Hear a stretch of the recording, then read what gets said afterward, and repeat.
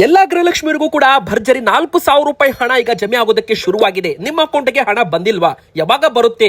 100% ಮಾಹಿತಿ ನಿಮಗೆ ಇವತ್ತು ಈ ವಿಡಿಯೋದಲ್ಲಿ ಸಿಗೋದ್ರಿಂದ ಈ ವಿಡಿಯೋನ ಪೂರ್ತಿಯಾಗಿ ನೀವು ಕೊನೆ ತನಕ ನೋಡಿ. ವೀಕ್ಷಕರೇ, ತುಂಬಾ ಜನ ಕಮೆಂಟ್ ಮಾಡ್ತಾ ಇದ್ದಾರೆ ಹಣ ಬಂದಿಲ್ಲ ಅಂತ. ಆದ್ರೆ ಕೆಲವರು ಹಣ ಬಂದಿದೆ ಅಂತಾನೂ ಕೂಡ ಕಮೆಂಟ್ ಮಾಡ್ತಾ ಇದ್ದಾರೆ. ನೋಡೋಣ ಬನ್ನಿ. ಮತ್ತೆ ನಿಮ್ಮ ಹತ್ತಿರ BPL ಕಾರ್ಡ್ ಇರಲಿ, AAY ಕಾರ್ಡ್ ಇರಲಿ, ವೀಕ್ಷಕರೇ, ಅನ್ನಭಾಗ್ಯ ಫಲಾನುಭವಿಗಳಿಗಂತೂ ಇವತ್ತು ಬೆಳ್ಳಂಬೆಳಗ್ಗೆಯಿಂದ 3 ಭರ್ಜರಿ ಗುಡ್ ನ್ಯೂಸ್ ಬಂದಿದೆ. ಹೌದು, ಎಲ್ಲರೂ ಕೂಡ ತುಂಬಾ ಸಂತೋಷದ ಸುದ್ದಿ ಅಂತಾನೆ ಹೇಳ್ಬೋದು. ಅನ್ನಭಾಗ್ಯ ಫಲಾನುಭವಿಗಳು BPL ಕಾರ್ಡ್ ಹೊಂದೋರ್ಗೂ ಕೂಡ ತುಂಬಾ ದೊಡ್ಡ ಸಿಹಿ ಸುದ್ದಿ. ಇನ್ನು ವೀಕ್ಷಕರೇ, ಮೂರನೇದಾಗಿ ನರೇಂದ್ರ ಮೋದಿಜಿಯವರು ಮತ್ತೊಂದು ಮಹಾ ಎಚ್ಚರಿಕೆಯನ್ನ ಕೊಟ್ಟಿದ್ದಾರೆ. ಮತ್ತೆ ಬಡತನ ಬರಬಹುದು, ಎಚ್ಚರವಾಗಿರಿ. ಅಂದ್ರೆ ಮತ್ತೆ ಜಾಗತಿಕ ಯುದ್ಧ ಪರಿಣಾಮ ಭಾರತಕ್ಕೆ ಮಾತ್ರ ಅಲ್ಲ, ಇಡೀ ವಿಶ್ವಕ್ಕೆ ಬಡತನ ಕಾಡಬಹುದು. ಮತ್ತೆ ಕಠಿಣ ನಿಯಮಗಳು ಜಾರಿಗೆ ಬರುತ್ತಾ ಎಂಬುವ ಪ್ರಶ್ನೆಗಳು ಕೂಡ ಕೇಳಿ ಬರ್ತಾ ಇದ್ದಾವೆ. ಯಾಕಂದ್ರೆ ಕಚ್ಚಾ ತೈಲ ಬಳಕೆ ಕಡಿಮೆ ಮಾಡಿ, ಪೆಟ್ರೋಲ್ ಡೀಸೆಲ್ ಬಳಕೆ ಕಡಿಮೆ ಮಾಡಿ, ಬಂಗಾರ ಖರೀದಿ ಮಾಡಬೇಡಿ ಅಂತ ನರೇಂದ್ರ ಮೋದಿಜಿ ಅವರು ಸಲಹೆ ಕೊಟ್ಟಿದ್ದಾರೆ. ಇನ್ನೊಂದು ಕಡೆಗೆ 20ನೇ ತಾರೀಕಿನಿಂದ ಬಸ್ ಸಂಚಾರ ಬಂದ್ ಆಗ್ತಾ ಇದೆ. ಆದ್ರೆ ಮತ್ತೊಂದು ಶಾಕಿಂಗ್ ಸುದ್ದಿ ಏನಪ್ಪಾ ಅಂದ್ರೆ, ಬಸ್ನಲ್ಲಿ ಪ್ರಯಾಣಿಕರು ಅಂದ್ರೆ ಬಸ್ನಲ್ಲಿ ಪ್ರಯಾಣ ಮಾಡೋ ಎಲ್ಲಾ ಪ್ರಯಾಣಿಕರು ಕೂಡ ವಿಡಿಯೋ ಪೂರ್ತಿಯಾಗಿ ನೋಡಿ. ಯಾಕಂದ್ರೆ ದೊಡ್ಡ ಬ್ರೇಕಿಂಗ್ ನ್ಯೂಸ್ ಬಂದಿದೆ. ಇನ್ನು ಬಂಗಾರ ಬೆಳ್ಳಿ ಬೆಲೆ ಮತ್ತೆ ಭರ್ಜರಿ ಇಳಿಕೆ ಆಗ್ತಾ ಇದೆ. ಏರಿಕೆ ಆದ ನಡುವೆ ಮತ್ತೆ ಇಳಿಕೆ ಆಗ್ತಾ ಇದೆ. ಬಂಗಾರ ಬೆಳ್ಳಿ ಬೆಲೆ ಇಳಿಕೆ ಆದ್ರೂ ಜನ ಖರೀದಿ ಮಾಡ್ತಾ ಇಲ್ಲ. ನರೇಂದ್ರ ಮೋದಿಜಿಯವರು 1 ವರ್ಷಗಳ ಕಾಲ ಚಿನ್ನಾಭರಣಗಳನ್ನ ಖರೀದಿ ಮಾಡಬೇಡಿ ಅಂತ ಸಲಹೆ ಕೊಟ್ಟಿದ್ದಾರೆ. ಇದರ ಬೆನ್ನಲ್ಲೇ ಚಿನ್ನದ ಅಂಗಡಿಗಳು ಖಾಲಿ ಅಂತಾನೂ ಕೂಡ ಇಲ್ಲಿ ಹೇಳ್ಬೋದು. ವೀಕ್ಷಕರೇ, ಇವತ್ತು ನಾವು ನಿಮಗೆ ಪ್ರತಿಯೊಂದು ಟಾಪ್ ಇನ್ಫಾರ್ಮೇಶನ್ ಕೊಡ್ತಾ ಇದ್ದೇವೆ. ಸೊ ನೀವು ವಿಡಿಯೋನ ಪೂರ್ತಿಯಾಗಿ ನೋಡಿ. ಇನ್ನು ಗೃಹಲಕ್ಷ್ಮಿಯವರು ದಯವಿಟ್ಟು ವಿಡಿಯೋಗೆ ಲೈಕ್ ಮಾಡಿ, ಸಪೋರ್ಟ್ ಮಾಡಿ. ಯಾಕಂದ್ರೆ ನಿಮಗೆ ಅಕೌಂಟ್ಗೆ ಈಗ ಹಣ ಯಾವಾಗ ಬರುತ್ತೆ ಅಂತ ನಾವು ಹೇಳಲಿದ್ದೇವೆ. ಹಾಗೂ ಕಮೆಂಟ್ ಬಾಕ್ಸ್ ಅಲ್ಲಿ ಪ್ರತಿಯೊಬ್ರು ಕೂಡ ನಾವು ಕೇಳೋ ಪ್ರಶ್ನೆಗೆ ಉತ್ತರ ಕೊಡಿ. ನಿಮಗೆ ಫೆಬ್ರವರಿ ತಿಂಗಳದ್ದು ಹಣ ಜಮೆ ಆಗಿದೆಯಾ? ಯಾಕಂದ್ರೆ ಈಗ ಮಾರ್ಚ್ ಮತ್ತು ಏಪ್ರಿಲ್ ತಿಂಗಳದ್ದು 2 ಕಂತು ಹಣ ಜಮೆ ಆಗೋದಕ್ಕೆ ಶುರುವಾಗ್ತಾ ಇದೆ. ಹೌದು ವೀಕ್ಷಕರೇ, ಎಲ್ಲಾ ಗೃಹಲಕ್ಷ್ಮಿಯರಿಗೂ ಕೂಡ ಕೊನೆಗೂ ಸಿಹಿ ಸುದ್ದಿ. ಇವತ್ತು ಬೆಳ್ಳಂಬೆಳಗ್ಗೆಯಿಂದಲೇ ಎಲ್ಲಾ ಗೃಹಲಕ್ಷ್ಮಿಯರಿಗೂ ಕೂಡ 2,000 ರೂಪಾಯಿ ಒಂದು ಕಂತು ಹಣ ಜಮೆಯಾಗಿದೆ. ಹೌದು, DBT ಆಪ್ ನಲ್ಲಿ ಈಗಾಗಲೇ ಎಲ್ಲಾ ಗೃಹಲಕ್ಷ್ಮಿಯರಿಗೂ ಕೂಡ ಹಣ ಜಮೆ ಆಗೋ ಪ್ರಕ್ರಿಯೆ ಶುರು ಆಗಿರುವಂತದ್ದು. ಜಿಲ್ಲಾ ಪಂಚಾಯತ್, ತಾಲೂಕ್ ಪಂಚಾಯತ್ ಮೂಲಕ ಹಣ ಜಮೆ ಆಗ್ತಾ ಇದೆ ವೀಕ್ಷಕರೇ. ಹೀಗಾಗಿ ಕೆಲವೊಬ್ಬರಿಗೆ ಹಣ 1 ವಾರದಲ್ಲಿ ಬರಬಹುದು, ಇನ್ನು ಕೆಲವರಿಗೆ 2-3 ದಿನದಲ್ಲಿ ಬರಬಹುದು ಅಂತಾನೂ ಕೂಡ ಇಲ್ಲಿ ಹೇಳಬಹುದು. ನೋಡಿ, ಇಲ್ಲಿವರೆಗೂ ಸರ್ಕಾರ ಫೆಬ್ರವರಿ ತಿಂಗಳವರೆಗೂ ಹಣ ಕೊಟ್ಟಿದೆ. ಈಗ ಮಾರ್ಚ್ ಮತ್ತು ಏಪ್ರಿಲ್ ತಿಂಗಳದ್ದು ಅಂದ್ರೆ ಮಾರ್ಚ್ ತಿಂಗಳದ್ದು ಈಗ 20ನೇ ತಾರೀಕಿನ ಒಳಗೆ ಜಮೆ ಆದ್ರೆ, ಅದೇ ನಿಮಗೆ ಏಪ್ರಿಲ್ ತಿಂಗಳದ್ದು ಏನಿದೆ ನೋಡಿ 26 ಅಥವಾ 28ನೇ ತಾರೀಕಿನ ಒಳಗೆ ಜಮೆ ಆಗೋ ಎಲ್ಲ ನಿರೀಕ್ಷೆ ಇದೆ. ಹೀಗಾಗಿ ಈ ತಿಂಗಳು 30ನೇ ತಾರೀಕಿನ ಒಳಗೆ ನಿಮಗೆ 4,000 ರೂಪಾಯಿ ಹಣ ಜಮೆ ಆಗೋದು ಬಹುತೇಕ ಫಿಕ್ಸ್ ಅಂತಾನೆ ಹೇಳ್ಬಹುದು. ವೀಕ್ಷಕರೇ ನೋಡಿ, ಕೆಲವರಿಗೆ 28 ಕಂತು ಬಂದಿದ್ರೆ ಕೆಲವರಿಗೆ 27 ಕಂತು ಮಾತ್ರ ಬಂದಿದೆ. ಆದ್ರೆ ಕೆಲವರಿಗೆ 29ನೇ ಕಂತು ಹಣ ಕೂಡ ಜಮೆ ಆಗಿದೆ. ಹೌದು, ಜಿಲ್ಲಾವಾರು ಕೆಲವೊಬ್ಬರಿಗೆ ಹಣ ಬಂದಿರುತ್ತೆ, ಕೆಲವರಿಗೆ ಬಂದಿರಲ್ಲ.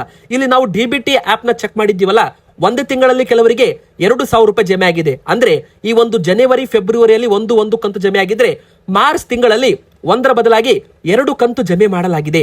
ಅಂದ್ರೆ ನೋಡಿ, ಯಾರಿಗೆಲ್ಲ 1 ಕಂತು ಲೇಟ್ ಆಗಿ ಬಂದಿರುತ್ತೆ ಅವರಿಗೆ ಮತ್ತೆ ಮುಂದಿನ ತಿಂಗಳು 2 ಕಂತು ಜಮೆ ಮಾಡೋದರ ಮೂಲಕ ಕ್ಲಿಯರ್ ಅನ್ನ ಮಾಡಲಾಗುತ್ತೆ. ಹೀಗಾಗಿ ಗೃಹಲಕ್ಷ್ಮಿಯರಿಗೆ ಯಾರಿಗೆಲ್ಲ ಇಲ್ಲಿ ಮಾರ್ಚ್ ತಿಂಗಳವರೆಗೂ ಹಣ ಬಂದಿದೆ ಅವರು ಏನು ಕೂಡ ಚಿಂತೆ ಮಾಡಬೇಡಿ. ನಿಮಗೆ ಏಪ್ರಿಲ್ ಮತ್ತು ಬಾಕಿ ಕಂತು ಈಗ ಜಮೆ ಮಾಡೋ ಪ್ರಕ್ರಿಯೆ ಶುರು ಆಗ್ತಾ ಇದೆ. ಒಟ್ಟು ಈ ತಿಂಗಳು 4,000 ರೂಪಾಯಿ ಜಮೆ ಆಗುತ್ತೆ. ಆದ್ರೆ ಕೆಲವರಿಗೆ 2,000 ರೂಪಾಯಿ ಮಾತ್ರ ಜಮೆ ಆಗುತ್ತೆ. ನಿಮಗೆ ಸಿಂಪಲ್ ಆಗಿ ಕ್ಲಿಯರ್ ಆಗಿ ಹೇಳ್ಬೇಕಂದ್ರೆ, ಯಾರಿಗೆಲ್ಲ 28 ಕಂತು ಹಣ ಬಂದಿದೆ ಅಂತವರಿಗೆ 29ನೇ ಕಂತು ಮಾತ್ರ ಬರುತ್ತೆ. ಯಾರಿಗೆಲ್ಲ 27ನೇ ಕಂತುವರೆಗೂ ಹಣ ಬಂದಿದೆ ಅವರಿಗೆ ಈ ತಿಂಗಳು 28, 29 2 ಕಂತು ಹಣ ಜಮೆ ಆಗುತ್ತೆ ವೀಕ್ಷಕರೇ. ಸೊ ನೀವು ಕೂಡ ಹಣ ಬಂದಿಲ್ಲ ಅಂತ ಕಾಯ್ತಾ ಇದ್ರೆ ವೀಕ್ಷಕರೇ, ನೀವೇನ್ ಮಾಡ್ಬೇಕು ಅಂದ್ರೆ ಈ ತಿಂಗಳು 28ನೇ ತಾರೀಕಿನವರೆಗೂ ಕಾಯ್ಬೇಕು. ಅಥವಾ ನಿಮಗೆ ಅವಾಗ್ಲೂ ಕೂಡ ಹಣ ಬಂದಿಲ್ಲ ಅಂದ್ರೆ ನೀವೇನ್ ಮಾಡ್ಬೇಕು ಅಂದ್ರೆ ನಿಮ್ಮ ಒಂದು DBT ಆಪ್ ನ ಡೌನ್ಲೋಡ್ ಮಾಡ್ಕೋಬೇಕು. ಅಲ್ಲಿ ನಿಮ್ಮ ration card number, Aadhaar card number ಹಾಕಿ ನಿಮ್ಮ ಮೊಬೈಲ್ ನಂಬರ್ಗೆ OTP ಬರುತ್ತೆ. ಅವಾಗ ಎಂಟರ್ ಮಾಡಿ ಅಲ್ಲಿ ಗೃಹಲಕ್ಷ್ಮಿ ಯೋಜನೆಯ ಪೇಮೆಂಟ್ ಸ್ಟೇಟಸ್ ಅನ್ನು ನೀವು ಚೆಕ್ ಮಾಡಬಹುದು. ಮತ್ತೆ ಬ್ಯಾಂಕ್ಗೆ ಹೋಗಿ NPCI ಮ್ಯಾಪಿಂಗ್ ಹಾಗೂ ಆಧಾರ್ ಸೀಡಿಂಗ್ ಆಗಿದೆಯೋ ಇಲ್ವೋ ಅಂತ ಚೆಕ್ ಮಾಡ್ಕೊಳ್ಳಿ. ಇನ್ನು ವೀಕ್ಷಕರೇ, 2ನೇ ದೊಡ್ಡ ಸಿಹಿ ಸುದ್ದಿ, ಅನ್ನಭಾಗ್ಯ ಫಲಾನುಭವಿಗಳಿಗೆ ಇತ್ತ ರಾಗಿನೂ ಕೂಡ ಸಿಗುತ್ತೆ, ಇತ್ತ ಇಂದಿರಾ ಕಿಟ್ ಕೂಡ ಸಿಗುತ್ತಾ? ಹೌದು ವೀಕ್ಷಕರೇ, ಈಗ ನೋಡಿ, ನಮ್ಮ ಕೇಂದ್ರ ಮೋದಿ ಸರ್ಕಾರದಿಂದಲೂ ಕೂಡ ಪಡಿತರ ಚೀಟಿದಾರರಿಗೆ ಗರೀಬ್ ಕಲ್ಯಾಣ್ ಅನ್ನ ಯೋಜನೆ ಅಡಿಯಲ್ಲಿ BPL ಕಾರ್ಡ್ ಇದ್ದವರಿಗೆ 5 kg ಅಕ್ಕಿಯನ್ನ ಕೊಡ್ತಾರೆ. ಅದೇ ನಮ್ಮ ರಾಜ್ಯ ಸರ್ಕಾರದಿಂದ ಅನ್ನಭಾಗ್ಯ ಯೋಜನೆ ಅಡಿಯಲ್ಲಿ 5 kg ಅಕ್ಕಿ ಕೊಡ್ತಾರೆ.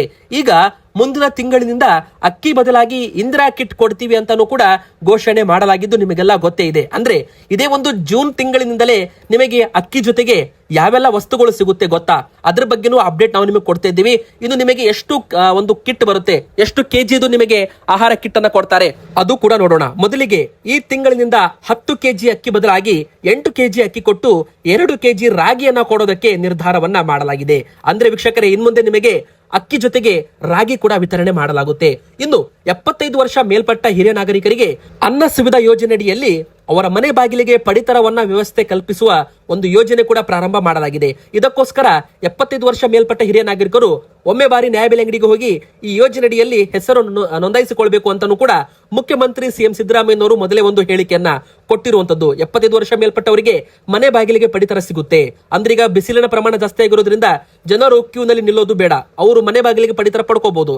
ಇನ್ನು ಜೂನ್ ತಿಂಗಳಿನಿಂದ ಇಂದಿರಾ ಕಿಟ್ ವಿತರಣೆ ಪ್ರಾರಂಭವಾಗ್ತಾ ಇದೆ. ವೀಕ್ಷಕರೇ, ಒಂದು ಕಡೆಗೆ ಈಗ ಅಕ್ಕಿ ಜೊತೆಗೆ ರಾಗಿ ಕೂಡ ವಿತರಣೆ ಮಾಡ್ತಾ ಇದ್ದಾರೆ. ಆದ್ರೆ ಮುಂದಿನ ತಿಂಗಳಿನಿಂದ ಅಕ್ಕಿ ಕೊಡೋದಿಲ್ಲ, ಅಂದ್ರೆ ರಾಜ್ಯ ಸರ್ಕಾರದ ಅಕ್ಕಿ ಕೊಡೋದಿಲ್ಲ, ಓನ್ಲಿ ಕೇಂದ್ರ ಸರ್ಕಾರದ 5 ಕೆಜಿ ಅಕ್ಕಿ. ಅಂದ್ರೆ ನಿಮಗೆ 5 ಕೆಜಿ ಅಕ್ಕಿ ಅಂತೂ ಸಿಗುತ್ತೆ. ಆದ್ರೆ ಇನ್ನು 5 ಕೆಜಿ ಅಕ್ಕಿ ಬದಲಾಗಿ ಇಂದಿರಾ ಕಿಟ್ ವಿತರಣೆ ಶುರುವಾಗ್ತಾ ಇದೆ.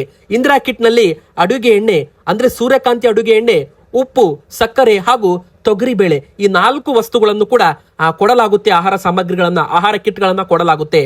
ವೀಕ್ಷಕರೇ, ಇನ್ನೊಂದು ಇಂಪಾರ್ಟೆಂಟ್ ಏನಪ್ಪಾ ಅಂದ್ರೆ ಹೆಸರು ಕಾಳು ಕೂಡ ಕೊಡ್ತೀವಿ ಅಂತ ಹೇಳಿದ್ರಲ್ಲ, ಹೆಸರು ಕಾಳಿನ ಬದಲಾಗಿ ತೊಗರಿ ಬೇಳೆ ಹೆಚ್ಚುವರಿಯಾಗಿ ಕೊಡ್ತೀವಿ ಅಂತ ಹೇಳಿದ್ದಾರೆ. ಹೌದು, ಹೆಸರು ಕಾಳು ಸದ್ಯಕ್ಕೆ ವಿತರಣೆ ಇಲ್ಲ, ಅದ್ರ ಬದಲಾಗಿ ತೊಗರಿ ಬೇಳೆಯನ್ನ ಹೆಚ್ಚುವರಿಯಾಗಿ ಕೊಡ್ತಾರೆ. ಯಾವ ತರ ವಿತರಣೆ ಮಾಡ್ತಾರೆ ಈಗ ನೋಡಿ. ಕೆಲವೊಂದು ಕುಟುಂಬದಲ್ಲಿ 5 ಜನ ಇರ್ತಾರೆ, ಕೆಲವೊಂದು ಕುಟುಂಬದಲ್ಲಿ 10 ಜನ ಇರ್ತಾರೆ, ಕೆಲವು ಕುಟುಂಬದಲ್ಲಿ ಇಬ್ಬರು ಇರ್ತಾರೆ. ಅಂತವರಿಗೆ ಇದನ್ನ 3 ಭಾಗದಲ್ಲಿ ವಿಂಗಡಿಸಲಾಗಿದೆ ಅಂತೆ. ಇಂದಿರಾ ಕಿಟ್ಟು ಒಟ್ಟು 3 ತರಹದ, ಅಂದ್ರೆ 2.5 ಕೆಜಿದು, 5 ಕೆಜಿದು, 7.5 ಕೆಜಿದು. ಇದರಲ್ಲಿ 2.5 ಕೆಜಿ ಕಿಟ್ ಅನ್ನು ಯಾರಿಗೆ ಕೊಡ್ತಾರಪ್ಪ ಅಂದ್ರೆ, ನಿಮ್ಮ ಕುಟುಂಬದಲ್ಲಿ ಇಬ್ರು ಇದ್ರೆ ಅಂತವರಿಗೆ 2.5 ಕೆಜಿದು ಇಂದಿರಾ ಕಿಟ್ ಅನ್ನ ಕೊಡ್ತಾರೆ. ಇನ್ನು ನಿಮ್ಮ ಕುಟುಂಬದಲ್ಲಿ 4 ಜನ ಇದ್ರೆ, 3-4 ಜನ ಇದ್ರೆ ಅಂತವರಿಗೆ 5 ಕೆಜಿದು ಇಂದಿರಾ ಕಿಟ್ ಅನ್ನ ಕೊಡ್ತಾರೆ. ಒಂದು ವೇಳೆ 5ಕ್ಕಿಂತ ಹೆಚ್ಚು ಜನ ಇದ್ರೆ, 10 ಜನ ಇರಲಿ, 15 ಜನ ಇರಲಿ, ನಿಮಗೆ ಮ್ಯಾಕ್ಸಿಮಮ್ ಒಂದು ಕುಟುಂಬಕ್ಕೆ 7.5 ಕೆಜಿ ಕಿಟ್ ಅನ್ನ ಕೊಡ್ತಾರೆ. ವೀಕ್ಷಕರೇ, ಹೌದು, 7.5 ಕೆಜಿ ಅಂದ್ರೆ ತಲಾ ಒಬ್ಬರಿಗೆ 1.5 ಕೆಜಿ ಅಂತೆ. 1.5 ಲೀಟರ್ ಅಡಿಗೆ ಎಣ್ಣೆ, 1.5 ಕೆಜಿ ಉಪ್ಪು, 1.5 ಕೆಜಿ ಸಕ್ಕರೆ, 1.5 ಕೆಜಿ ತೊಗರಿ ಬೇಳೆ, 1.5 ಕೆಜಿ ಹೆಸರು ಕಾಳಿನ ಬದಲಾಗಿ 750 ಗ್ರಾಂ ತೊಗರಿ ಬೇಳೆ, ಈ ತರ ಕೊಡ್ತಾರೆ. ಇನ್ನು ಊರಿಗೆ ಹೋಗಲು ಪ್ಲಾನ್ ಮಾಡ್ತಾ ಇದ್ದವರು ಮೇ 20ನೇ ತಾರೀಕಿನಿಂದ ಸಾರಿಗೆ ನೌಕರರ ಮುಷ್ಕರ ಶುರುವಾಗ್ತಾ ಇದೆ. ಬಹುತೇಕ ಖಚಿತ ಅಂತಾನೂ ಕೂಡ ಹೇಳ್ಬೋದು. ರಾಜ್ಯದಂತ ಒಂದು ಬಸ್ ಕೂಡ ರೋಡಿಗೆ ಇಳಿಯಲ್ಲ ಅಂತ ನೌಕರರು ಹೇಳ್ತಾ ಇರುವಂತದ್ದು. ವೀಕ್ಷಕರೇ, ಈಗಾಗಲೇ ತುಮಕೂರಿನಲ್ಲಿ ನಡೆಯುವ ರಾಜ್ಯ ಸರ್ಕಾರದ 3ನೇ ವರ್ಷದ ಸಾಧನಾ ಸಮಾವೇಶಕ್ಕೂ ಕೂಡ ಸಾರಿಗೆ ನೌಕರರು ಕಪ್ಪು ಬಾವುಟ ಪ್ರದರ್ಶಿಸಲು ಮುಂದಾಗುತ್ತಾ ಇದ್ದಾರೆ. ಹೀಗಾಗಿ ಸಾರಿಗೆ ನೌಕರರ ಮುಷ್ಕರಕ್ಕೆ 21 ದಿನಗಳ ಮೊದಲೇ ನೋಟಿಸ್ ನೀಡಲಾಗಿದೆ. ಅದರಂತೆ ಮೇ 20ನೇ ತಾರೀಕಿನಿಂದ ಅನಿರ್ದಿಷ್ಟಾವಧಿ ಮುಷ್ಕರ ಶುರುವಾಗ್ತಾ ಇದೆ ಅಂತ ಕೆಎಸ್ಆರ್ಟಿಸಿ ನೌಕರರ ಮತ್ತು ಸಿಬ್ಬಂದಿಗಳ ಸಂಘದ ಪ್ರಧಾನ ಕಾರ್ಯದರ್ಶಿ ಅವರು ವಿಜಯ್ ಭಾಸ್ಕರ್ ಅವರು ತಿಳಿಸಿರುವಂತದ್ದು. ವೀಕ್ಷಕರೇ, ಮೇ 19ನೇ ತಾರೀಕು ಮಧ್ಯರಾತ್ರಿಯಿಂದಲೇ ಬಸ್ ಸಂಚಾರ ಸ್ಥಗಿತ ಮಾಡಲು ಕೂಡ ಉದ್ದೇಶಿಸಿದ್ದಾರೆ ಅಂತ ಹೇಳಲಾಗ್ತಾ ಇದೆ. ಹೀಗಾಗಿ ನೀವೇನಾದ್ರೂ ಊರಿಗೆ ಹೋಗಲು ಪ್ಲಾನ್ ಮಾಡ್ತಾ ಇದ್ರೆ ಮೇ 19ನೇ ತಾರೀಕಿನವರೆಗೂ ನೀವು ಕಾಯಬೇಕಾಗುತ್ತೆ. ಯಾಕಂದ್ರೆ ಮೇ 19ನೇ ತಾರೀಕು ರಾತ್ರಿವರೆಗೂ ಸರ್ಕಾರ ಸಂಧಾನ ಸಭೆಯಲ್ಲಿ ಓಕೆ ಅಂತ ಹೇಳಿದ್ರೆ ಮತ್ತೆ ಇದು ಕ್ಯಾನ್ಸಲ್ ಕೂಡ ಆಗ್ಬಹುದು. ಆದ್ರೆ ಸದ್ಯಕ್ಕೆ ಅಂತೂ 20ನೇ ತಾರೀಕಿನಿಂದ ನೌಕರರು ಮುಷ್ಕರ ಮಾಡೋದು ಬಹುತೇಕ ಫಿಕ್ಸ್ ಅಂತ ಹೇಳಲಾಗ್ತಾ ಇದೆ. ಸಾರಿಗೆ ಸಂಚಾರ ಬಂದ್ ಆಗ್ಬಹುದು, ಅನಿರ್ದಿಷ್ಟಾವಧಿ ಬಂದ್ ಆಗ್ಬಹುದು, ಎಲ್ಲಿವರೆಗೂ ಬೇಡಿಕೆ ಇಡರಿಸಲ್ಲ ಅಲ್ಲಿವರೆಗೂ ಬಂದ್ ಆಗ್ಬಹುದು. ಹೀಗಾಗಿ ಜನರು ಸ್ವಲ್ಪ ಪ್ರಯಾಣಿಕರು ಸ್ವಲ್ಪ ಹುಷಾರಾಗಿರ್ಬೇಕು ಅಂತ ಇಂಟಿಮೇಷನ್. ಇನ್ನೊಂದು ಕಡೆಗೆ ವೀಕ್ಷಕರೇ ನೋಡಿ, ಈ ಒಂದು ಜಾಗತಿಕ ಯುದ್ಧ ಈಗಲೇ ಮುಗಿಸ್ಬೇಕು. ಇಲ್ಲ ಅಂದ್ರೆ ಯುದ್ಧ ಮುಗಿಲಿಲ್ಲ ಅಂದ್ರೆ ಮುಂದಿನ ಬರೋ ದಿನ ಭಾರಿ ಸಮಸ್ಯೆನೇ ಆಗ್ಬಹುದು ಅಂತ ಪ್ರಧಾನಿ ಮೋದಿ ಅವರು ಹೇಳಿದ್ದಾರೆ. ವೀಕ್ಷಕರೇ ನೋಡಿ, ಪ್ರಧಾನಿ ಮೋದಿ ಅವರು ಈಗ ಇದು 3 ಅಥವಾ 4ನೇ ಬಾರಿ ಅಂತಾನೆ ಹೇಳ್ಬಹುದು. ಈಗಾಗಲೇ ಜಗತ್ತು ಭಾರಿ ಬಡತನದಲ್ಲಿ ಸಿಲುಕುತ್ತೆ ಅಂತ ಪ್ರಧಾನಿ ಮೋದಿ ಅವರು ಎಚ್ಚರಿಕೆ ಕೂಡ ಕೊಟ್ಟಿರುವಂತದ್ದು. ಹೌದು ವೀಕ್ಷಕರೇ, ಮೊದಲು ಕೊರೋನಾ ಬಂತು, ನಂತರ ಯುದ್ಧಗಳು ಶುರುವಾಯಿತು. ಈಗ ಪೆಟ್ರೋಲ್ ಡೀಸೆಲ್ ಸೇರಿದಂತೆ ಎನರ್ಜಿ ಕ್ರೈಸಿಸ್ ಅಂದ್ರೆ ಕಚ್ಚಾ ತೈಲ ಸಮಸ್ಯೆ, ಅಡುಗೆ ಅನಿಲ ಸಮಸ್ಯೆ, ಈ ಸಮಸ್ಯೆಗಳು ಬಗೆಹರಿಸಬೇಕು, ಯುದ್ಧಗಳು ಮುಗಿಸಬೇಕು ಅಂತ ನರೇಂದ್ರ ಮೋದಿಜಿ ಅವರು ನೆದರ್ಲ್ಯಾಂಡ್ ನಿಂದ ಎಲ್ಲಾ ವಿಶ್ವಕ್ಕೆ ಒಂದು ಕರೆಯನ್ನ ಕೊಟ್ಟಿದ್ದಾರೆ. ಪರಿಸ್ಥಿತಿ ಕ್ಷಿಪ್ರವಾಗಿ ಬದಲಾಗದೇ ಇದ್ದಲ್ಲಿ ಹಲವು ದಶಕಗಳಿಂದ ಸಾಧಿಸಿದ ಸಾಧನೆಗಳು ಎಲ್ಲ ಕೂಡ ನೀರಲ್ಲಿ ಕೊಚ್ಚಿ ಹೋಗುತ್ತೆ. ಜಗತ್ತಿನ ಜನಸಂಖ್ಯೆಯ ಅತಿ ದೊಡ್ಡ ವರ್ಗವೊಂದು ಬಡತನದಲ್ಲಿ ಮುಳುಗುತ್ತೆ ಅಂತ ಪ್ರಧಾನಿ ಮೋದಿ ಅವರು ಎಚ್ಚರಿಕೆ ಕೊಟ್ಟಿದ್ದಾರೆ. ಆದ್ರೆ ಇದರಲ್ಲಿ ಭಾರತದ ಹೆಸರು ಯಾರು ಕೂಡ ಮೆನ್ಷನ್ ಮಾಡಿಲ್ಲ. ನರೇಂದ್ರ ಮೋದಿಜಿ ಅವರು ಕೂಡ ಇದರಲ್ಲಿ ಭಾರತದ ಹೆಸರು ಅಂತ ಮೆನ್ಷನ್ ಮಾಡಿಲ್ಲ. ವಿಶ್ವದ ಅತಿ ದೊಡ್ಡ ಜನಸಂಖ್ಯೆ ಒಂದು ಭಾಗ ದೊಡ್ಡ ಬಡತನದಲ್ಲಿ ಸಿಲುಕಾಗಿಕೊಳ್ಳುತ್ತೆ, ಎಲ್ಲಾ ವಿಶ್ವದ ಆರ್ಥಿಕತೆ ನೆಲಕ್ಕಚ್ಚುತ್ತೆ ಅಂತ ನರೇಂದ್ರ ಮೋದಿಜಿ ಅವರು ಎಚ್ಚರಿಕೆ ಗಂಟೆಯನ್ನ ಬಾರಿಸಿದ್ದಾರೆ. ಮೊದಲು ಕೋವಿಡ್-19 ಸಾಂಕ್ರಾಮಿಕ ಅಂದ್ರೆ ಕೊರೋನಾ ಸಾಂಕ್ರಾಮಿಕ, ನಂತರ ಮಿಲಿಟರಿ ಸಂಘರ್ಷಗಳು, ನಂತರ ಇಂಧನ ಕೊರತೆ ಸೇರಿದಂತೆ ಜಗತ್ತು ಹಿಂದೆಂದೂ ಇಲ್ಲದಂತ ಸರಣಿ ಸವಾಲುಗಳನ್ನ ಎದುರಿಸುತ್ತಾ ಬಂದಿದೆ ಅಂತ ಪ್ರಧಾನಿ ಮೋದಿ ಅವರು ತಿಳಿಸಿದ್ದಾರೆ. ತೈಲ ಹಾಗೂ ಅನಿಲ ಬೆಲೆ ಏರಿಕೆಗಳು ಸಾರಿಗೆ, ಆಹಾರ ಪೂರೈಕೆ, ಉತ್ಪಾದನಾ ಹಾಗೂ ಗೃಹ ಖರ್ಚುಗಳ ಮೇಲೂ ಪ್ರತಿಕೂಲ ಪರಿಣಾಮ ಬೀರುತ್ತೆ ಅಂತಾನೂ ಕೂಡ ಇಲ್ಲಿ ಹೇಳಲಾಗಿದೆ ವೀಕ್ಷಕರೇ. ಮುಂದಿನ ಬರೋ ದಿನಗಳಲ್ಲಿ ಜನರು ಪೆಟ್ರೋಲ್, ಡೀಸೆಲ್, ಕಚ್ಚಾ ತೈಲ ಆದಷ್ಟು ಕಡಿಮೆ ಬಳಸಬೇಕು ಅಂತಾನೂ ಕೂಡ ನರೇಂದ್ರ ಮೋದಿಜಿಯವರಿಗಾಗಲೇ ಮೊದಲೇ ಒಂದು ಕರೆಯನ್ನ ಕೊಟ್ಟಿದ್ದಾರೆ. ಇದರ ಬೆನ್ನಲ್ಲೇ HP ಪೆಟ್ರೋಲ್ ಬಂಕ್ಗಳು ಬೆಂಗಳೂರಲ್ಲಿ ಕೆಲವು ಕಡೆಗೆ ನೋ ಸ್ಟಾಕ್ ಬೋರ್ಡ್ ಕೂಡ ಹಾಕಿದ್ದಾರಂತೆ. ಅಂದ್ರೆ ಡೀಸೆಲ್, ಪೆಟ್ರೋಲ್ ಕೊರತೆ ಶುರುವಾಗಿದೆ ಎಂಬ ಪ್ರಶ್ನೆ ಕೂಡ ಶುರುವಾಗ್ತಾ ಇದೆ. ಯಾಕಂದ್ರೆ ಸದ್ಯಕ್ಕೆ ಕೇಂದ್ರ ಸರ್ಕಾರ 60 ದಿನಗಳಿಗೆ ಆಗುವಷ್ಟು ಇನ್ನೂ ನಮ್ಮ ಹತ್ತಿರ ಕಚ್ಚಾ ತೈಲ, ಪೆಟ್ರೋಲ್, ಡೀಸೆಲ್ ಸ್ಟಾಕ್ ಇದೆ, ಜನರು ಯಾರು ಕೂಡ ಚಿಂತೆ ಮಾಡಬಾರ್ದು ಅಂತ ಮೊದಲೇ ಒಂದು ಹೇಳಿಕೆ ಕೂಡ ಕೊಡಲಾಗಿದೆ. ಆದ್ರೂ ಕೂಡ ಕೆಲವು ಕಡೆಗೆ ನೋ ಸ್ಟಾಕ್ ಬೋರ್ಡ್ ಅಂತ ಹಾಕಿರೋದು ಜನರಿಗೆ ದೊಡ್ಡ ಕನ್ಫ್ಯೂಷನ್ ಅಂತಾನೆ ಹೇಳ್ಬಹುದು. ಆದ್ರೂ ಕೂಡ ಇಲ್ಲಿ ನರೇಂದ್ರ ಮೋದಿಜಿಯವರೇ ಹೇಳಿದ್ದಾರೆ, ಆದಷ್ಟು ಗ್ಯಾಸ್ ಸಿಲಿಂಡರ್ ಆಗಿರ್ಬೋದು, ಪೆಟ್ರೋಲ್, ಡೀಸೆಲ್ ಆಗಿರ್ಬೋದು, ಅಡುಗೆ ಎಣ್ಣೆ ಕೂಡ ಕಡಿಮೆ ಬಳಸಿ ಅಂತ ಒಂದು ಕರೆ ಕೊಡಲಾಗಿದೆ. ಇನ್ನು ಚಿನ್ನಾಭರಣಗಳನ್ನ 1 ವರ್ಷಗಳ ಕಾಲ ಖರೀದಿನೇ ಮಾಡಬೇಡಿ ಅಂತಾನೂ ಕೂಡ ಮೊದಲೇ ಮಾತನ್ನ ಹೇಳಿದ್ದಾರೆ. ಇನ್ನು ಕೊರೋನಾದಂತ ಒಂದು ಪರಿಸ್ಥಿತಿ ಬಂದ್ರೂ ಕೂಡ ಜನರು ಒಗ್ಗಟ್ಟಾಗಿರ್ಬೇಕು ಅಂತ ಒಂದು ಸಲಹೆ ಕೂಡ ಮೊದಲೇ ನರೇಂದ್ರ ಮೋದಿಜಿಯವರು ಕೊಟ್ಟಿರುವಂತದ್ದು ವೀಕ್ಷಕರೇ. ಎಲ್ಲಾ ಮಾತುಗಳನ್ನ ಕೇಳಿದ್ರೆ ಮತ್ತೆ ಹಾಫ್ ಲಾಕ್ಡೌನ್ ಅಂತ, ಅಂದ್ರೆ ಮತ್ತೆ 50% ವರ್ಕ್ ಫ್ರಮ್ ಹೋಮ್, ಮನೆಯಿಂದಲೇ ಕೆಲಸ ಮಾಡೋ ನೀತಿ ಕೂಡ ಜಾರಿಗೆ ಬರಬೇಕು, ಶಾಲೆಗಳನ್ನ ಆನ್ಲೈನ್ ಮೂಲಕ ನಡೆಸಬೇಕು ಅಂತಾನೂ ಕೂಡ ನರೇಂದ್ರ ಮೋದಿಜಿಯವರು ಮೊನ್ನೆ ತಾನೇ 2ನೇ ಬಾರಿ ಕರೆ ಕೂಡ ಇಲ್ಲಿ ಕೊಟ್ಟಿರುವಂತದ್ದು. ಆದ್ರೆ ಇನ್ನು ಆರ್ಡರ್ ಬಂದಿಲ್ಲ, ಕೇವಲ ಮನವಿ ಸಲಹೆ ಮಾತ್ರ ಬಂದಿದೆ. ಈಗ ವೀಕ್ಷಕರೇ, ಆಮದು ಸುಂಕ 15% ಏರಿಕೆ ಮಾಡಿದ್ರಲ್ಲ, ಬೆಳ್ಳಿ 3,10,000 ರೂಪಾಯಿ ಆಗಿತ್ತು, ಬಂಗಾರ 1,63,000 ರೂಪಾಯಿ ಆಗಿತ್ತು. ಆದ್ರೆ ಈಗ ಮತ್ತೆ ಭರ್ಜರಿ ಇಳಿಕೆ ಆಗ್ತಾ ಇದೆ. ಬಂಗಾರ, ಬೆಳ್ಳಿ ಬೆಲೆ ಎರಡೂ ಕೂಡ ಇಳಿಕೆ ಆಗಿದೆ. ಬೆಳ್ಳಿ ಬೆಲೆ 1 ಕೆಜಿಗೆ 3,10,000 ರೂಪಾಯಿಂದ ಈಗ 2,80,000 ರೂಪಾಯಿಗೆ ಬಂದಿದೆ. 30,000 ರೂಪಾಯಿ 2-3 ದಿನದಲ್ಲಿ ಇಳಿಕೆ ಆಗಿದೆ. ಇದು ಗುಡ್ ನ್ಯೂಸ್ ಅಂತಾನೆ ಹೇಳ್ಬಹುದು.